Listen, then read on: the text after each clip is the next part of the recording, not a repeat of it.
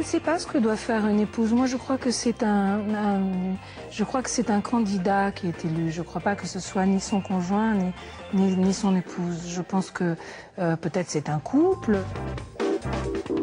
Certes, c'est le candidat qui est élu, mais depuis le début de la Ve République, les épouses sont souvent mises en avant dans les campagnes électorales. Alors, quel rôle jouent-elles dans la perception des électeurs? Quels sont les exercices imposés et les bourdes à ne pas commettre? Pour répondre à ces questions et pour déshabiller en tout bien, tout honneur, Carla, Valérie et les autres, avec nous 4 invités. Elisabeth Chemla, journaliste et co-auteure avec Nicole Leibovitz de ce livre, Pour le meilleur et pour le pire, chez Flammarion, consacré aux femmes d'eux, avec portrait de Carla Bruni et Valérie Trierweiler, entre autres. Christine Clair, journaliste politique, vous observez depuis longtemps la place des conjoints en politique. On verra avec vous dans quelle évolution on se situe. Serge Effez, psychanalyste, spécialiste des rapports de couple. Vous nous direz ce que vous pensez de la manière dont les candidats exposent le leur. Et enfin, Isabelle Vera-Masson, politologue au CNRS. Vous vous intéressez aussi aux dispositifs médiatiques, lesquels mettent à l'honneur en ces temps de campagne les épouses et compagnes, dans des images qui ressemblent parfois à des figures imposées avec des points communs entre la droite et la gauche. Sarkozy et Hollande, le premier d'entre eux à voir sa femme, sa compagne au premier rang lors des discours importants. Depuis 2008, dans la tempête économique et financière, sans doute la plus grave,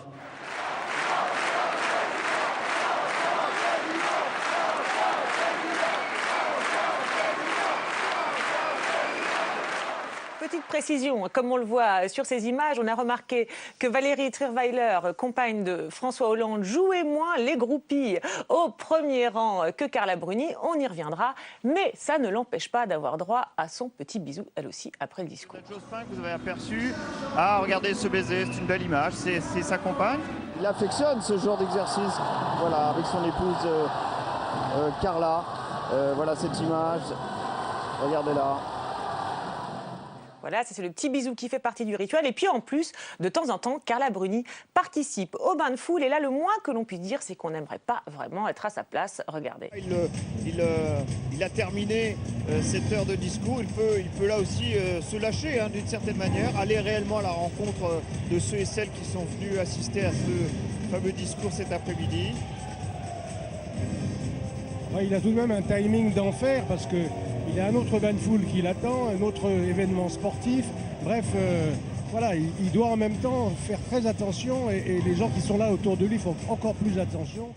Voilà, on la voit qui marche derrière comme pour se protéger, qui serre quelques mains, mais on a l'impression qu'elle se demande un peu ce qu'elle fait là, qu'elle n'est pas très à l'aise. Christine Clair, selon vous, quelle est l'utilité d'avoir sa femme comme ça derrière soi dans ce genre d'exercice, et puisque c'est une figure imposée? Savez, parce qu'on a l'impression que bon, pas évident. Ce qui compte autant que les discours et les paroles, ce sont les images. Donc c'est une image subliminale pour dire je suis pas seulement un dur, j'ai de la tendresse, je suis un homme qui aime ma femme, nous vivons comme un couple de Français amoureux. Il y a plein de messages qui sont envoyés à travers ces images. Quand vous dites ces images, vous voulez dire le premier rang, le petit bisou, oui, le baiser, tout, le fait qu'elle l'accompagne, que la femme, comme disait Bernadette Chirac, je suis l'humble servante du Seigneur. Là, elle joue l'humble servante du Seigneur. L'humble servante, c'est marrant parce que dans le bain de foule, quand même, elle est 3 pas derrière, elle n'est pas vraiment dans le dispositif. Cette image, elle est assez surprenante quand même. Elle est l'humble servante du Seigneur. Elle suit, elle est bousculée,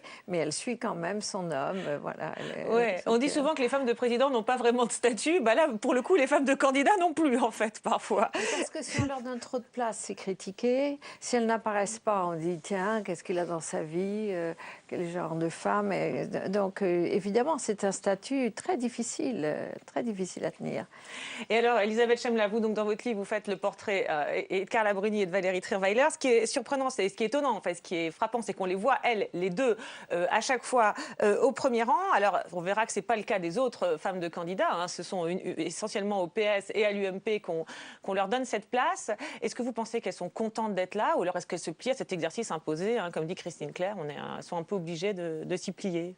Alors, je pense que c'est tout à fait contradictoire en elles-mêmes, c'est-à-dire qu'elles sont à la fois contentes d'être là parce qu'elles savent que leur homme a besoin de leur présence, a besoin d'être épaulé, qu'il y a une image, comme le disait Christine Claire tout à l'heure, une image de couple à faire passer, puisqu'aujourd'hui, le couple, Carla Bruni le disait d'ailleurs tout à l'heure, le couple compte dans la représentation politique. Et il y a là une vraie évolution au cours de la 5e.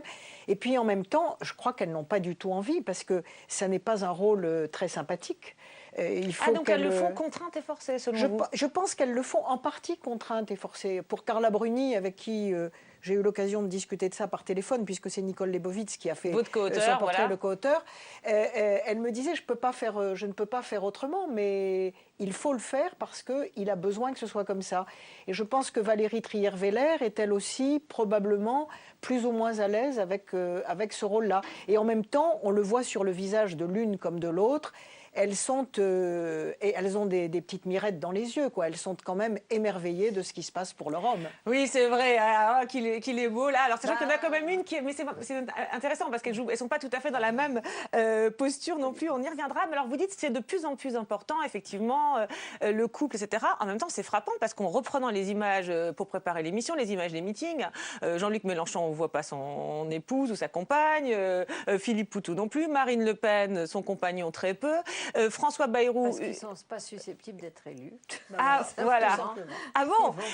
Et alors Bayrou, alors vous allez nous dire, parce que François Bayrou, de temps en temps, là on voit les images, Babette Bayrou apparaît, mais alors dans quelques rares meetings, c'est parce que quoi alors? Timide. Parce qu'elle est timide. Dans son village, elle n'est pas confrontée au monde politique.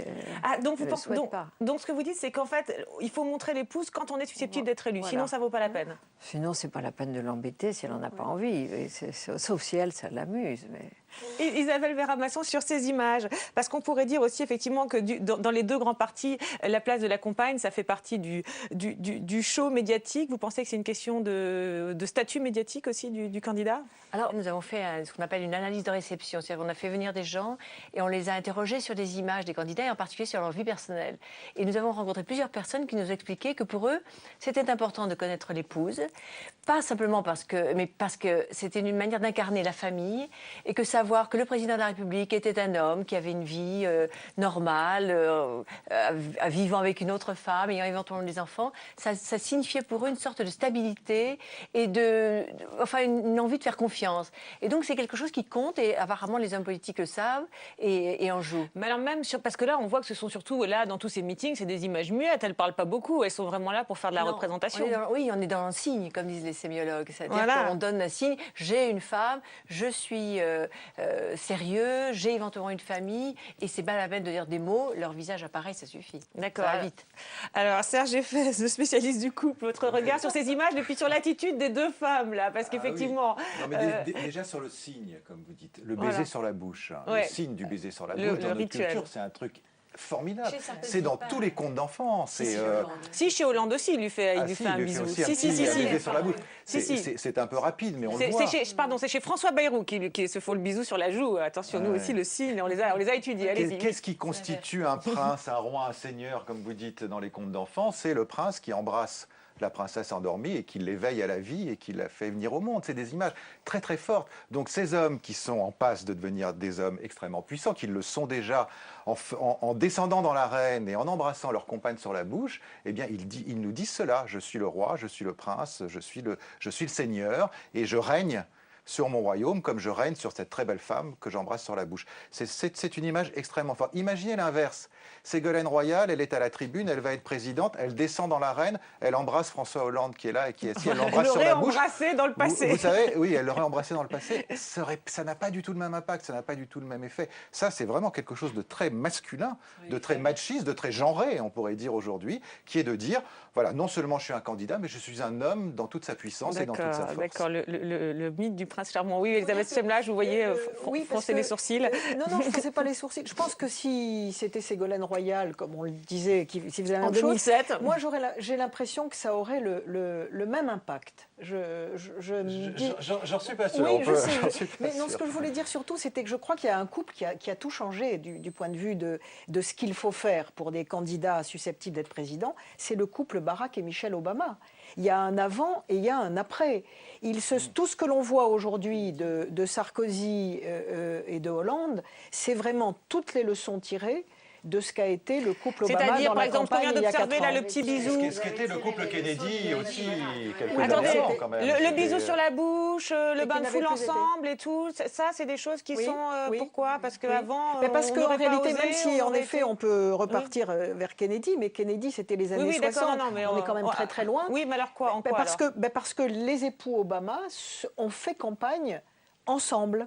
Et justement, avec cette représentation de couple, avec cette tendresse, ces deux très beaux êtres allant très très bien ensemble, et ils ont instauré une nouvelle façon d'être ensemble à la tête d'un État dans leur campagne d'il y a 4 ans. Oui, quelque chose d'un peu glamour, quelque chose d'un peu excitant, quelque chose de sexualisé, je dirais. Oui. Enfin, voilà, on parlait de la symbolique du prince charmant, du baiser, etc. Ça, on aurait moins osé. Une famille plus province, plus traditionnelle, genre Bayrou, on s'embrasse pas sur la bouche devant tout le monde. De mon temps, on descendait tout embrassé, comme disait Madame de Gaulle. Bon. Tandis que maintenant... Bernadette Chirac s'embrassant sur la bouche en public. Tandis que maintenant, bon, bah, c'est naturel, tous les jeunes font ça et ça fait... Tous les jeunes font ça, voilà, ça montre qu'ils sont jeunes en plus, c'est double bénéfice là. Oui. Moi je crois aussi que chaque élection, chaque cas, chaque couple est particulier. C'est-à-dire qu'en fait, ce qui me frappe beaucoup, c'est que Nicolas Sarkozy se représente avec une autre femme quand même par rapport à 2007. Et donc on recommence 5 ans après, c'est-à-dire que les images sont fraîches quand même, celles de 2007, et le candidat n'a pas peur qu'on dise, mais parce qu'on sait maintenant que c'était quand même à l'heure ce qui se passait en 2007, cette présentation de sa femme. Et est-ce qu'il n'a pas peur qu'on se dise, mais tout ça est faux? Et je sais qu'il y a beaucoup de gens, quand on les interroge, qui nous disent ça, que c'est de la mise en scène.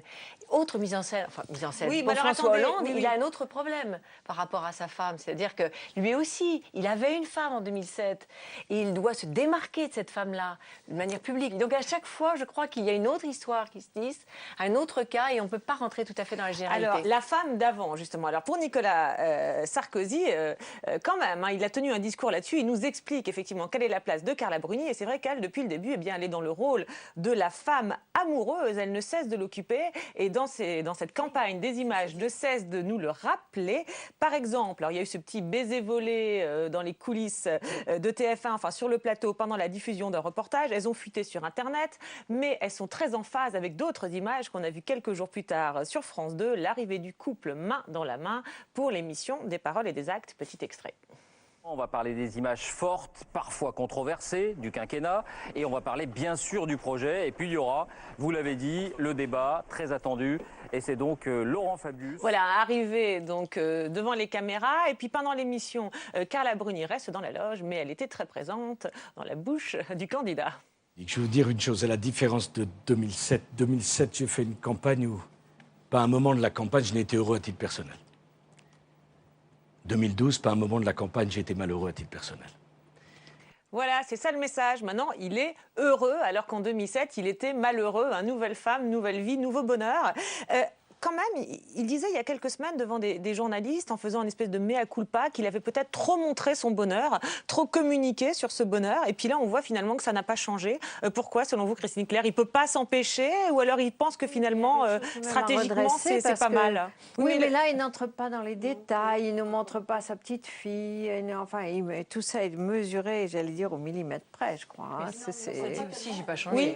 Et Elisabeth Chemla, oui. Il n'en parle pas beaucoup, et Carla Bruni elle-même ne communique pas énormément non plus là-dessus. Enfin, moi, je trouve cette séquence, quand je l'ai vue en direct, j'ai continué à la trouver très émouvante parce qu'elle sent la vérité. L'arrivée, là, tous les deux, main dans la main. Oui, là. et puis quand il explique que j'ai pas eu un instant de bonheur, et là, oui. Et je crois qu'en effet, c'est avec beaucoup de difficultés dues à la situation, et notamment pour Carla Bruni, le fait qu'elle a quand même été obligée de renoncer complètement à sa vie professionnelle, en tous les cas momentanément, je crois que c'est un couple heureux. Et c'est quand même très intéressant de le voir parce que je trouve que ça se sent beaucoup. D'accord. Alors oui, le renoncement, effectivement, parce qu'on. Alors, est-ce que cette réponse de Nicolas Sarkozy commentée, justement, vous convainc sur vos interrogations, Isabelle Ferrabasson?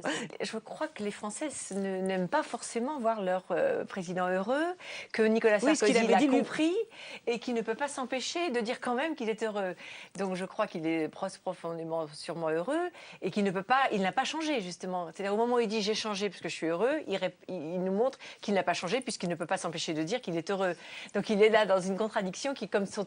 Là, je m'adresse à Serge Effès. Oui, qu'on va faire réagir tout de suite. Son tempérament psychologique l'emportait sur le message politique. Serge Effès. Oui, c'est quelqu'un qui peut pas... De toute façon, il ne peut pas cacher ses émotions. Ses émotions sont toujours au premier plan et il sait très très bien en jouer d'ailleurs, mais il y a des moments où on a l'impression que ça le submerge et là, il est plus joué par ses émotions qu'il ne les joue. Mais par rapport... Il y a quelque chose qu'il a compris en tout cas, c'est que ce qui était dangereux, ce n'était pas le bonheur à montrer, c'était la jouissance. Et qu'il a montré trop de jouissance. Dans les images au début de son règne, de son... Au début de son règne, tout ce qu'on lui a reproché, le côté bling-bling, les photos, les premières photos avec Carla Bruni, les premières photos avec la Carla Jordanie, Bruni, l'instrumentalisation du fils de Carla Bruni. Enfin bon, tout ça, je pense que ça y est, c'est rentré dans son esprit. Les fameuses photos avec les lunettes de soleil aussi. Absolument. On ne peut pas trop montrer sa jouissance quand on est un président ou un roi, parce qu'on devient un tyran à ce moment-là. Ça veut dire qu'on tyrannise ses sujets avec sa propre jouissance et qu'on jouit de son peuple d'une certaine façon et qu'on profite de son peuple. Donc là, c'est vrai qu'il a quelque chose de plus mesuré. Il parle de bonheur et que je suis d'accord avec vous. On sent que c'est vrai. On sent qu'il est heureux. Et on sent qu'il aimerait, qu'il piaffe d'impatience, qu'il aimerait nous en dire beaucoup plus sur son bonheur et comment ça se passe et comment il l'aime et qu'est-ce qu'ils font tous les jours. Mais il arrive à se retenir. D'accord, donc quand il disait « j'en ai trop fait, les Français ne voulaient pas me voir heureux », d'accord, c'était, vous pensez, cette analyse-là. Et effectivement, il n'est pas retombé, entre guillemets, dans le panneau. Alors, on a beaucoup vu Carla Bruni, et maintenant on va peut-être l'entendre aussi, puisqu'elle parle de temps en temps, mais ce n'est pas toujours facile. Une émission très remarquée il y a quelques semaines sur France 5. Écoutez-la. Je fais beaucoup d'erreurs. J'ai évité la boulette magistrale parce que je fais très attention, mais j'ai très peur. Je me suis pas endurcie. Je me suis pas endurcie. Voilà, elle a évité la boulette magistrale, dit-elle. Cela dit, quelques minutes plus tard dans l'émission, elle en faisait une, du moins paraît-il. Écoutez. Je me souviens qu'il y a 2 ans seulement, c'était une interview au Figaro Magazine, vous disiez, en tant qu'épouse, je ne souhaiterais pas que mon mari fasse un deuxième mandat. J'ai un peu peur pour lui. C'est ça que vous disiez. J'ai peur pour sa santé. J'ai peur pour sa santé. Ça paraît bête, mais parce qu'il se donne tellement à fond, il ne ménage pas du tout. Il a un sens du devoir. Nicolas, inimaginable. Donc il a un sens du devoir qui l'emmène à la maison le soir, qui est tout le temps là. Il n'arrête jamais, il ne coupe jamais. Il travaille tout le temps, il travaille tout le temps. Il travaille, je sais pas, 20 heures par jour. Donc j'ai eu peur qu'il meure. Et vous disiez... Tout d'un coup, qu'il tire trop sur la corde. Et vous disiez, si ça s'arrête... C'est inhérent à la fonction, mais tout le monde ne l'a pas fait comme ça. Et tout le monde ne le fera pas comme ça, peut-être.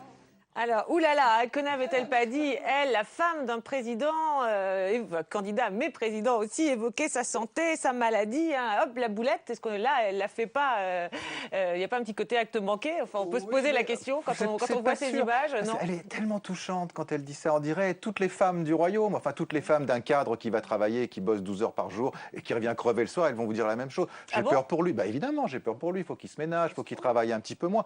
Toutes les femmes qui ont des hommes qui travaillent un peu beaucoup se reconnaissent là-dedans, bien évidemment, et ont de la sympathie pour elle, et du coup de la sympathie pour son conjoint. Pas la jouissance, mais dans le travail. Ah oui, là on corrige l'image. Oui, tout a été quand même moi, je trouve que la calculé. dernière phrase révèle d'une certaine manière le sens des mots précédents. La dernière phrase, c'est-à-dire lorsqu'elle dit « et tout le monde ne fera pas la même chose, ne fera peut-être pas comme ça ». Là, c'est le grand regard lancé à la gauche et à François Hollande. C'est-à-dire que mon mari, il travaille, il est épuisé, il se donne vraiment, et je reprends ce que vous venez de dire, et tout le monde ne fera pas la même chose.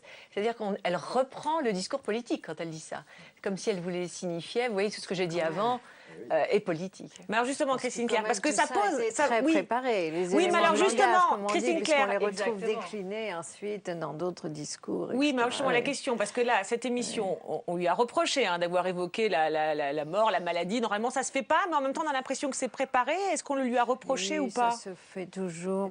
Elle est dans l'inquiétude, elle est aussi dans un côté maternel.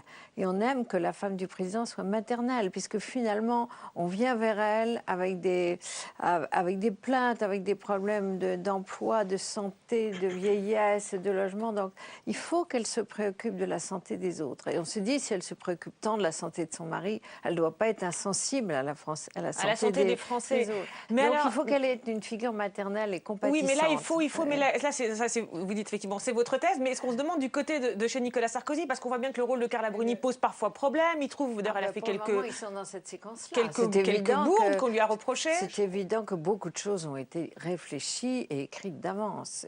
D'ailleurs, on les retrouve ensuite déclinées dans nos interviews. Bon. ils savent que c'est un rôle presque inévitable. Même Danielle Mitterrand, qui était la rebelle, qui était tellement indépendante, en 88, on la retrouve en train de tailler ses rosiers, faire la cuisine, et puis François Mitterrand vient s'asseoir au bout de son lit pour lui raconter sa journée. On sait maintenant qu'il ne s'asseyait pas au bout de son lit tous les soirs. Mais il faut retrouver ce rôle d'épouse et de mère. D'accord, donc là, en fait, parce que c'est vrai que parce qu'on a l'impression, là, c'est intéressant, parce que quand elle dit ça, on a l'impression que, oups, ça lui échappe, d'ailleurs, elle le dit en riant, on a l'impression du truc très, très spontané, un peu naïf. Réfléchi, oui. Très réfléchi. Oui. Ça, cette phrase, vous en êtes sûr? L'ensemble. Il y a ce qu'on appelle les éléments de langage, le raisonnement général, la mise en scène. Ce qui est intéressant, je pense peut-être, c'est aussi d'essayer de savoir si ça recouvre quelque chose de vrai ou pas. Or, Nicole Leibovitz, qui a passé beaucoup de journées chez Carla Bruni, donc avec elle pour le livre, a vraiment constaté qu'elle était littéralement fascinée, bluffée. C'est un élément de séduction fondamental entre elle et lui par cette volonté, cette puissance d'activité, ce volontarisme qui est le sien, c'est-à-dire que quand elle dit « il travaille 20 heures sur 24 », d'abord elle ne raconte pas d'histoire, mais c'est vraiment un élément fondamental de la séduction entre ces deux êtres. Et elle est dans une vraie préoccupation de ce qu'elle croit être trop. Alors elle dit toujours il va rebondir au sens physique du terme, mais c'est un élément très important. D'accord, donc vous dites effectivement ça sonne juste, c'est sa vraie préoccupation. Oui, en même temps, on voit, comme disait Christine Claire, il y a aussi des éléments de communication. Il n'y a pas de doute. D'autres ne feraient pas comme ça. Voilà. Ah ben ça, c'est parce qu'elle ajoute la petite note politique. Mais ça n'est pas l'un contre l'autre. Je crois que ce qui est très intéressant, notamment chez elle, c'est qu'en permanence, il y a tous ces éléments-là. Il y a la spontanéité, les sentiments et le calcul. D'accord. Oui, parce que par moment, quand elle dit... Parce qu'il y a eu d'autres moments où, quand elle avait dit, d'ailleurs, nous sommes des gens modestes, ce qu'on lui a beaucoup reproché, là, pour le coup, je ne sais pas si c'était plutôt la spontanéité ou le calcul, mais enfin, en tout cas, c'était le calcul, il n'était pas le bon. Le calcul étant de faire oublier totalement qu'elle-même est une star. Mannequin, chanteuse, etc. On n'en parle plus. Une star un peu sulfureuse. Moi, je rejoins tout à fait votre analyse sur la maman. Ça, c'est fondamental. Vous savez, dans l'inconscient collectif, il n'y a pas deux façons de voir la femme. C'est la Vierge Marie ou Marie-Madeleine, c'est la maman ou la putain, excusez-moi, mais on est très, très marqué par ces archétypes-là. Elle était plutôt Marie-Madeleine, effectivement, et là, tout à coup, elle devient un autre personnage. Et c'était fondamental pour elle d'être un autre personnage, parce que ce personnage sulfureux de la star qui pose nue, qui a eu 30 millions d'amants, etc., c'est une image impensable pour une présidente de la République. Et là, effectivement, elle transforme totalement son image. Oui, elle fait oublier pratiquement. D'ailleurs, mais d'ailleurs, on se demande. C'est une madone sur le. C'est une madone, c'est une maman. En plus, elle a eu la chance d'avoir cette maternité. Alors là, c'est la consécration. Mais alors, on se demande presque pourquoi elle n'est pas plus intervenue, parce que finalement, elle n'en fait pas tant que ça des interventions. Elles sont au compte-gouttes. On se dirait que si c'est aussi positif que vous le dites, pourquoi pas davantage? Parce que justement, ça suffit. Elle est habitée par la peur de trébucher, de dire le mot qu'il ne faut pas dire. Et d'ailleurs, elle a cette phrase formidable. Elle dit Carla Bruni ne risque rien, c'est Carla Sarkozy qui peut faire risquer quelque chose à Nicolas Sarkozy. La peur. Alors, oui, un dernier petit mot. C'est pas sûr que lorsque certaines personnes voient Carla Bruni, même que lorsqu'elle joue les rôles de femmes modestes, voient en elle une femme modeste. Donc tout cela peut avoir des effets pervers. Il ne faut pas qu'elle apparaisse trop. Elle le sait, Nicolas Sarkozy le sait. C'est pas parce qu'elle joue un rôle de Madone que les gens voient en elle une Madone. Hein, toujours attention entre l'intention de l'émetteur et le récepteur. Et elle est très loin d'être reçue comme une Madone. Moi, j'ai jamais entendu personne trouver que Carla Bruni était, comme vous dites, maternelle. Non, il n'a pas dit ça. Voilà. Non, je ne crois pas qu'il ait dit ça. Il a dit que c'était l'intention. Il a dit que c'était l'intention. Mais c'était assez réussi, il a dit quand même. Voilà. C'est une très bonne actrice. C'est une bonne actrice. Alors, vous avez parlé de la peur, la fameuse peur de la boulette. Eh bien, cette peur de la boulette, on la retrouve peut-être aussi chez l'autre compagne au PS, Valérie Trierweiler, journaliste de son État, compagne de François Hollande. Alors, on la voit au premier rang dans les meetings, on l'a déjà vu dans des extraits. En revanche, lors des déplacements, eh bien, c'est plus compliqué. Elle est là, elle accompagne, mais elle est toujours 3 pas derrière, 3 pas de côté. Bref, que fait-elle? Les journalistes se posent la question et le petit journal de Canal+ a même fait un petit montage. Regardez. Et si tu es la compagne de François Hollande, tu es forcément quelques mètres derrière lui. Au marché, lui est là. Valérie Trierweiler est derrière. Dans la rue, quand lui est là, elle Et là, quand il visite une entreprise, elle attend dehors en terrasse. D'où la réflexion. Non, je parle de Martine. Il ne l'a pas demandé. Ça va, c'est pas trop dur. On a remarqué que vous restiez souvent à l'écart, oui, principalement. Parce que mon rôle n'est pas d'être tout le temps devant, mais plutôt discrète. Je ne cherche pas à être sur les images là, comme vous les faites en ce moment. C'est pas ça qui m'intéresse. Ce qui m'intéresse, c'est d'être avec lui et de le voir, lui, au contact des Français. Voilà, hein, mon rôle, c'est pas d'être devant, c'est pas ça qui m'intéresse. Ce qui m'intéresse, c'est de le voir, lui. Est-ce que ce serait pas un peu journaliste, ça, dis donc, comme attitude, Christine Claire, que vous inspire son commentaire? Oui, absolument. Je crois qu'elle c'est très difficile de dépouiller sa personnalité pour une femme moderne, engagée dans un métier. Elle se considère comme avant tout journaliste. Et là, on lui demande d'abdiquer. Elle a annoncé à son émission tout récemment. Mais elle veut rester. On lui demande. Oui, enfin, la pression, les équipes de communication, oui. Ce qu'on sait des attentes des Français, etc. Oui. Et néanmoins, elle veut rester cette femme moderne journaliste. Donc, je suis là, mais j'observe en tant que journaliste. Et en ce moment, je crois que pendant une campagne, malheureusement, tant que les opinions, les attentes n'ont pas complètement changé, le rôle de la femme reste encore toujours d'être l'humble servante et de pas forcément exister par elle-même. Souvenez-vous, Sylvia Nagasinski, la philosophe... vous dites oui. Le rôle de la femme est encore. En même temps, on pourrait dire que ce sera un homme, ça pourrait être pareil. Elle est la compagne du candidat, elle nous intéresse en tant que compagne, elle nous intéresse pas forcément en tant que journaliste. Oui, il y a peut-être une ambiguïté à ce niveau-là. C'est intéressant de savoir avec qui il vit, oui, bien sûr. comment elle se comporte. Et je me rappelle de Sylvia Nagasinski, la grande philosophe, qui ne voulait pas non plus abdiquer, j'existe par moi-même, etc. Et puis à la fin de la campagne, c'était « je fais la purée à mon homme et il trouve que c'est la meilleure purée du monde, etc. » On en arrive toujours à ce rôle. Donc on va voir comment ça va évoluer, ça va être intéressant. Oui, sachant qu'elle est quand même, on l'a vu, au premier rang dans les meetings, mais en même temps elle est 3 pas derrière. Alors Elisabeth Chemla, vous aussi vous avez fait donc son portrait. Que pensez-vous de sa posture? Parce qu'on voit bien, on a l'impression qu'elle hésite un peu entre deux attitudes, quoi. La femme amoureuse et puis la journaliste. Je serais plus sévère, parce que je crois que le problème que pose Valérie Trierweiler et qui lui est posé aussi, ce n'est pas qu'elle exerce un métier dont elle se demande si elle doit le poursuivre ou pas compte tenu des circonstances. Oui. Sachant que journaliste, c'est quand même journaliste politique, s'il y a un métier incompatible avec celui de femme de candidat, c'est peut-être celui-là. C'est que le métier qu'elle exerce de journaliste politique, s'occupant pas seulement évidemment de la gauche, puisqu'elle suivait aussi Chirac pendant longtemps, voilà, journaliste court. C'est un problème fondamental dans l'éthique à la fois politique et journalistique, le problème du conflit d'intérêts. Comment pouvez-vous être à la fois la compagne de François Hollande et continuer à faire une émission politique, écrire sur le PS, etc. C'est ce qu'elle ne fait plus. Aujourd'hui, elle fait une émission culturelle. D'abord, il a fallu la forcer à le faire, contrairement à ce qu'elle dit.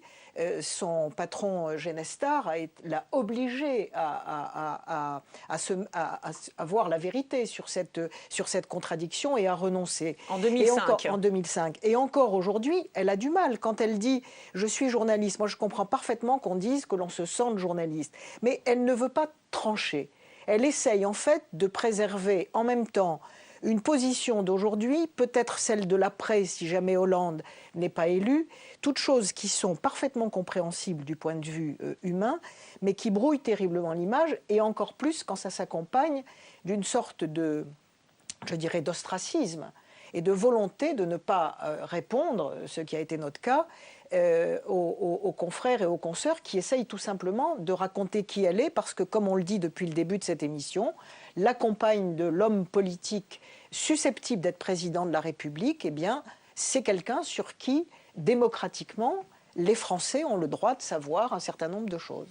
Alors oui, vous dites, elle ne veut pas répondre, effectivement, elle n'a pas répondu à vos demandes d'interview. Effectivement, on l'entend dans cet extrait, elle veut être très discrète. En même temps, elle intervient quand même beaucoup, notamment sur Twitter. Hein, elle donne même parfois des leçons de journalisme aux journalistes, notamment à vous, Christine Claire, suite à un papier. Donc on voit bien, quand elle prend la parole, c'est pas qu'elle veut pas la prendre, la parole, c'est qu'elle veut pas la prendre en tant que compagne de François Hollande. Elle veut parler en son nom, en fait. Oui, effectivement, ça brouille un peu les images. Alors, on a eu donc l'avis de deux. C'est pas la seule chose qui brouille les images. Alors, qu'est-ce qui brouille l'image? Quoi d'autre? Ce qui brouille aussi l'image, finalement, pour un candidat, sa femme doit être ou comment dire, compléter, affirmer le portrait qu'il veut donner de lui, ou alors ajouter une note de plus. François Hollande a démarré sa campagne comme l'homme du terroir. Bon. Et finalement, il nous sort une campagne qui, on voyait tout à l'heure passer l'image avec les lunettes de soleil, etc., qui apparaît être un peu du même monde que Cécilia Sarkozy, enfin qui n'est pas la femme du terroir, qui n'est pas non plus la femme compatissante, la mère, enfin du moins elle ne montre pas cette image d'elle-même. Là vous parlez d'image, effectivement les lunettes de soleil parce qu'elle vient d'un milieu très modeste, cela dit. C'est pas le même monde. Lui il est l'élu corrézien, il s'est appliqué à ressembler à Chirac et elle s'est appliquée à montrer plutôt une star intellectuelle aussi. Donc elle complète. On peut penser que peut-être ça va lui amener un autre électorat. Un petit commentaire là-dessus, Isabelle Varmasson? Elle me fait surtout penser à Mme Magazinski et Mme Jospin. Je trouve que c'est deux personnes qui se ressemblent et je trouve que sont typiques du nouveau Parti socialiste. C'est-à-dire que le Parti socialiste ressemble à ces deux femmes. C'est-à-dire que ce ne sont pas des femmes ouvrières, ce ne sont pas des grandes bourgeoises, ce sont des femmes qui veulent être indépendantes, mais elle ne veut pas être l'atout-charme de François Hollande parce qu'elle veut être autrement. Et c'est un combat que beaucoup de femmes comprennent. En fait, on a l'impression qu'elle passe son temps à se battre, effectivement, en expliquant ce qu'elle veut être, la place qu'elle veut avoir. Je ne suis pas à la place qu'on veut me donner. On veut me mettre à tel rôle dans Paris Match, mais je ne veux pas, effectivement, l'occuper. C'est pas notre problème. Voilà. Alors, je vous propose d'écouter. Alors, elle est moderne. Je ne sais pas, est-ce que toutes les femmes sont comme ça? On va voir, on va faire agir Serge Fès. D'abord, ce qu'elle en dit elle-même lors d'une émission sur Canal+, où elle intervenait, attention, en tant que journaliste en promotion pour sa nouvelle émission culturelle. On est journaliste jusqu'au bout, c'est-à-dire même si un jour je perds ma carte de presse, je pense que je mourrai journaliste. Mais comme vous, je pense. Donc, En étant journaliste et si proche, évidemment, de François Hollande, est-ce que vous recevez des conseils pour trouver la bonne distance avec tout ce qui se passe en ce moment? Non, j'ai appris, des conseils peut-être pas, mais j'ai appris moi à me détendre un peu. Parce qu'effectivement, je ne suis pas passée de l'autre côté, mais j'ai un pied de chaque côté. Donc quand on a un pied de chaque côté, on est en déséquilibre. C'est pire, finalement. Voilà, c'est plus compliqué. Donc en tout cas, je suis beaucoup plus à l'aise depuis que je n'ai plus mon émission politique, puisque j'en avais une sur Direct 8, même 3 successives. Donc j'ai décidé de l'arrêter de moi-même et ça a été finalement un grand soulagement. J'ai appris à me détendre un peu, dit-elle. Que pensez-vous de cette confidence, Serge Fès? C'est une vraie confidence, c'est-à-dire ça montre à quel point elle s'est rendue compte, à quel point elle était crispée, ça se voyait, elle était très mal dans cette position de se retrouver comme ça brutalement en position de femme d'eux. On sent bien qu'elle n'a pas envie de ça. D'abord, ils ne sont pas mariés, alors on ne le souligne pas assez, mais je crois que c'est une différence fondamentale. Ils n'ont pas l'intention de se marier en plus, paraît-il. Très bien, mais ça repose la question de la légitimité. C'est-à-dire que si en plus ils ne sont pas mariés et qu'il devient président de la République, ça va être une première dans l'histoire de France d'avoir un couple illégitime comme ça à la tête de l'État. Donc elle a raison de dire qu'elle est un pied de chaque côté. Et effectivement, elle représente ces femmes, ces nouvelles femmes, on va dire, qui, jusqu'au bout, vont se battre pour leur carrière, pour leur personnalité, pour leur identité, sachant que c'est pas simple. C'est pas simple quand on est à cette place. Oui, je crois que c'est une personnalité profondément duale, Valérie Trierweiler. À l'image de tout ce que nous voyons d'elle depuis tout à l'heure et de tout ce que nous voyons tout le temps, elle est en effet un pied d'un côté, un pied de l'autre, mais je crois que ça correspond à une personnalité intime. D'accord. Et donc, ça n'est pas forcément très rassurant. D'accord. Elle n'arrive pas à choisir parce que finalement, elle est comme ça. Elle veut tout à la fois. Alors, je sais pas, c'est possible ça, Serge Fès, d'être comme ça? Bon, c'est possible d'être ambivalent, c'est possible de vouloir une chose et son contraire, mais enfin, il y a bien un moment où la vie vous amène à faire un certain nombre de choix. On est d'accord. Ben, oui. On est d'accord. Alors, il faut choisir. Oui, alors la vie va peut-être l'amener à choisir, on verra. En même temps, est-ce que cette posture de la femme qui veut garder son métier coûte que coûte, même si ce métier de journaliste n'est pas forcément le plus compatible, voire le plus incompatible avec celui d'épouse ou de compagne de candidat, est-ce que ça peut pas ramener des voix, justement, Christine Claire, la femme qui veut rester active jusqu'au bout? Ramener des voix, effectivement. Ce que l'on cherche. Dans un certain monde, mais je ne sais pas si les mentalités ont suffisamment évolué pour ça. En tout cas, ça peut ramener les voix certainement dans un monde déjà acquis à un candidat socialiste. Je ne sais pas si ça peut élargir sa base. Ce qui est le but recherché pour le moment. Je ne suis pas sûre qu'il y ait un but recherché. Élargir la base non, des candidats, oui. dans la mise en scène, dans la mise en avant moi, je crois Valérie que tout est Trierweiler. calculé. Quand j'ai vu Carla sortir pour aller chez eux, je me suis dit, Sarkozy sort son atout Carla parce qu'il estime qu'en face, il y a une petite ambiguïté et qu'il y a peut-être un moyen de s'introduire dans cette brèche. Bon, donc vous voulez dire Sarkozy a senti que du côté des Hollande, c'était compliqué. Il y avait peut-être une petite faille ou une petite incertitude ou une contradiction, enfin appelons ça comme vous voulez, et qui s'est dit qu'il y avait en tout cas un petit point faible et qu'il allait, parce que c'est un combattant lui, dès qu'il voit une faille, dès qu'il voit un endroit un peu faible, il s'engouffre et il a sorti son atout Carla. Ça c'est le calcul côté Sarkozy, mais Carla côté est Hollande. la femme du cabinet. Et côté Hollande, je crois que, d'après ce que je sais, que Hollande a très peur qu'elle soit inquiète. Donc, il dit à ses collaborateurs, rassurez-la, et il faut faire en sorte qu'elle soit contente, qu'elle joue un rôle, mais que si elle n'a pas envie d'être trop en avant, elle ne soit pas trop en avant, et qu'en même temps, on l'écoute pour les programmes de déplacement du candidat, pour le choix du titre d'un livre, etc. Je crois qu'il tient le plus grand compte de ses avis. Il regarde derrière, il regarde où elle est, il a l'air un peu inquiet. Je crois qu'il a peur pour lui aussi. Oui, parce qu'on peut se demander, il est inquiet de quoi? Il a peur pour lui, parce que par exemple, dans l'émission de Gisbert, il y a à peu près un an, où il y avait eu un passage d'image de Ségolène Royal, il était absolument décomposé après l'émission.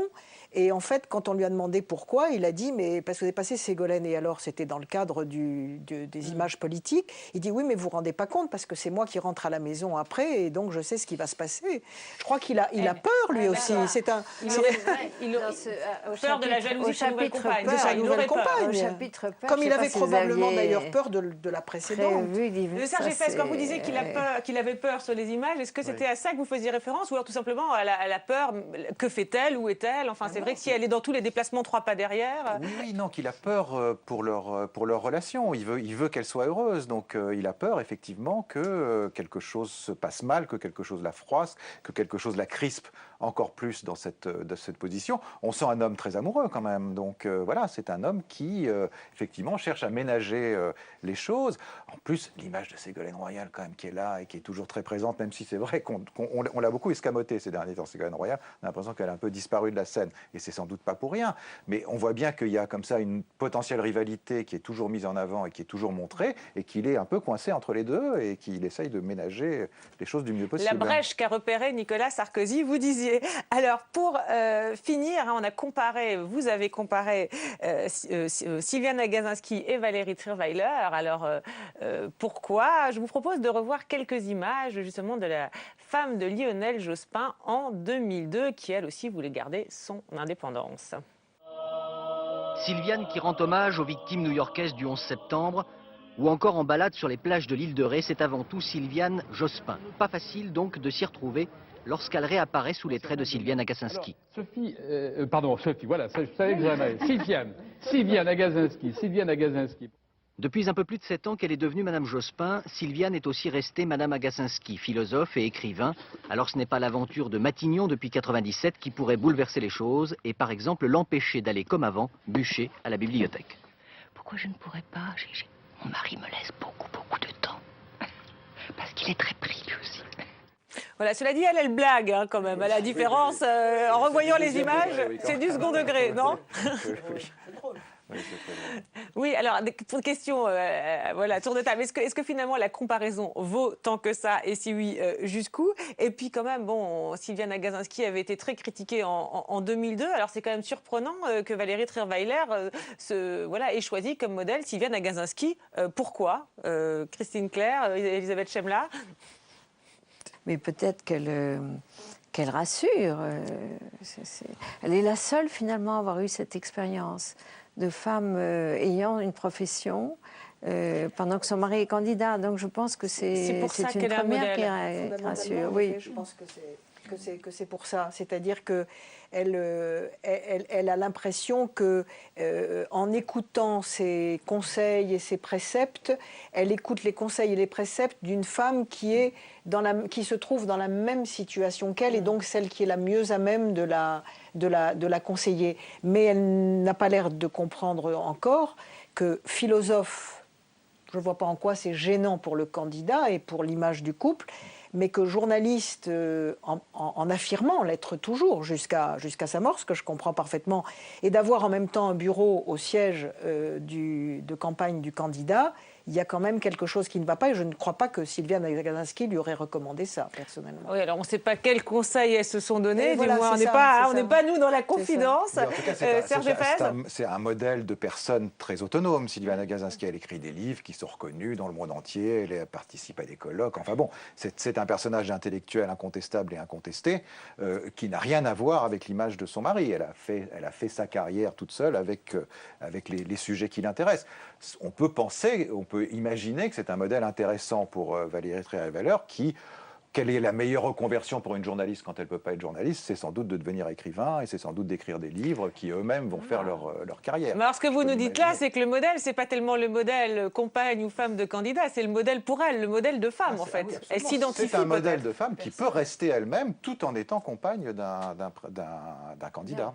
Oui, parce que comme on le disait, Valérie Trierweiler elle-même a été journaliste, effectivement, noble et respectable profession, mais enfin... on lui a trouvé une reconversion. Elle devrait tous nous prendre comme conseillère en communication. La question se pose aussi pour Carla Bruni, d'ailleurs, qui n'en peut plus de ne plus faire de scène, de ne pas chanter, d'être obligée de renoncer à beaucoup de choses. Et je ne sais pas si jamais Sarkozy... Oui, mais si Sarkozy est réélu, je ne sais pas ce qu'il va se passer. C'est-à-dire que je crois qu'elle va vouloir reprendre sa liberté professionnelle. Et ça, ce sera à nouveau quelque chose d'inédit. Oui, parce que la question que ça pose, c'est est-ce qu'on peut effectivement mener sa vie de femme, de président de la République en autonomie ou pas? Est-ce qu'on peut faire des disques ou pas? Est-ce qu'on peut... Oui, elle est obligée d'arrêter pour la campagne. Vous pensez qu'on peut être femme de président? Là, on était sur la femme de candidat. On a vu femme de candidat, femme de président. Le métier de femme de président est beaucoup plus accaparant qu'elle ne le croit, pour la bonne raison qu'on reçoit des milliers et des milliers de lettres auxquelles il faut répondre, non seulement par écrit, mais en allant voir les gens. Alors... il faut être dans une fonction compassionnelle, il faut avoir une association ou simplement aller dans les hôpitaux, aller, je ne sais pas, au Resto du Cœur, aller partout où il y a des gens qui souffrent. Il y a quand même beaucoup de gens qui souffrent en France et on ne comprendrait pas que la femme du président ne souffre pas un peu avec eux, ou du moins ne soit pas touchée par... Donc, ça prend beaucoup de temps, tout ça. Si vous voulez, en plus, être journaliste à part entière, star à part entière, il ne reste plus beaucoup de temps. On n'a pas le temps d'être star quand on est femme de président, c'est ça. En fait, c'est encore plus accaparant que femme de candidat. Alors, à moins qu'elle ait un secrétariat très important, ce qui est le cas, je crois, de Michelle Obama. Mais Michelle Obama est-elle star en plus d'être femme de président? Je crois elle est pas. surtout femme de président, voilà.